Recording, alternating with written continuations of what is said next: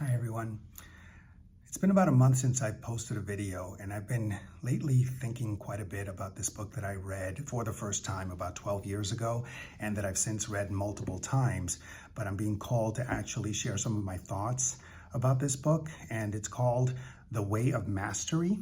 It is a channeled book, similar in content, or at least in principle, to Course in Miracles, as far as the lessons that it teaches.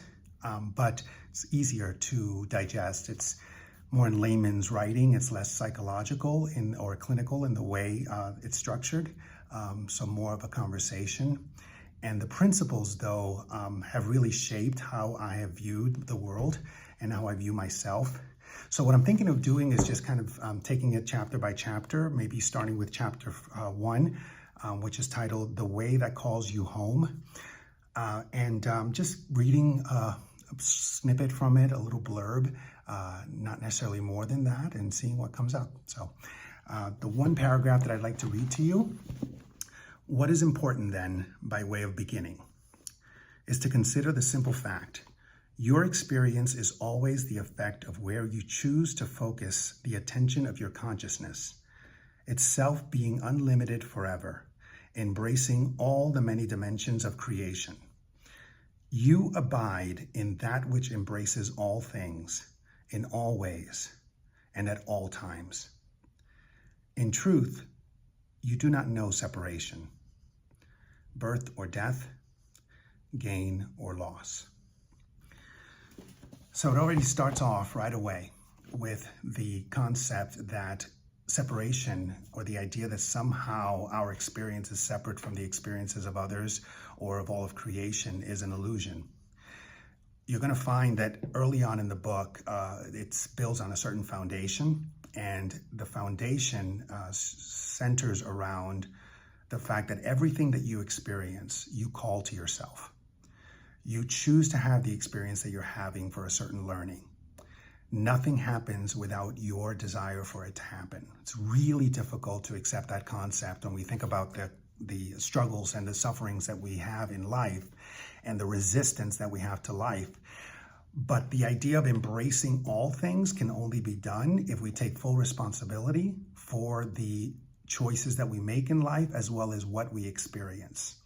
And so you could say that at the soul level, we choose to have the experience to come to earth at this time to experience the lessons that we're experiencing now. It's a curriculum, just like A Course in Miracles says. We are on earth to take a curriculum. Now, when we decide to take the curriculum and how quickly we decide to do so is totally up to us. So consider that. For me, it's a tough one. It's a tough one to embrace all things, embracing the memories that we have of the past that we regret, the mistakes that we've made, the shadow side, that part of us that we don't like to accept, embracing all of that. Why would we embrace it? What is it that we're doing when we're embracing all of it? Well, we're doing two things. We're choosing not to judge that which has happened because we truly don't know why it happened and whether or not it's in our best interests. We choose to believe that it is. And so by embracing those darker parts of our lives, we are making that choice that they happened for a reason and that we have become who we are today because of those experiences. So you do have that choice to make. The second reason why I think it's important to embrace all things is because ultimately we recognize that the only way to truly extend love and to see yourself as love is to see love as the only real force in the universe. What I mean by that is that fear, hatred, evil is not the contrast to love.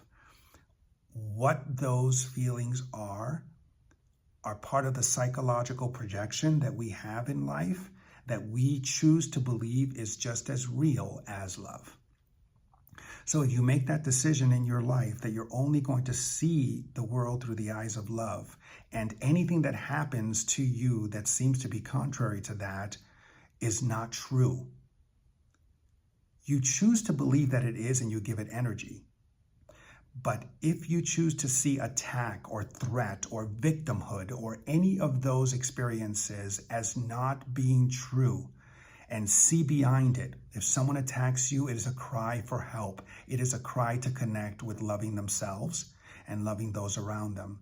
Choose to experience those moments that are dark as an opportunity to bring light to it. And so extending love through that is a way of embracing all things. It's going to take you through a journey, this book, because to get to the point where you are at the way of knowing, which is the last portion of the book, and bypassing perception, learning to have clear desire, intention, allowance, and surrender is not always easy.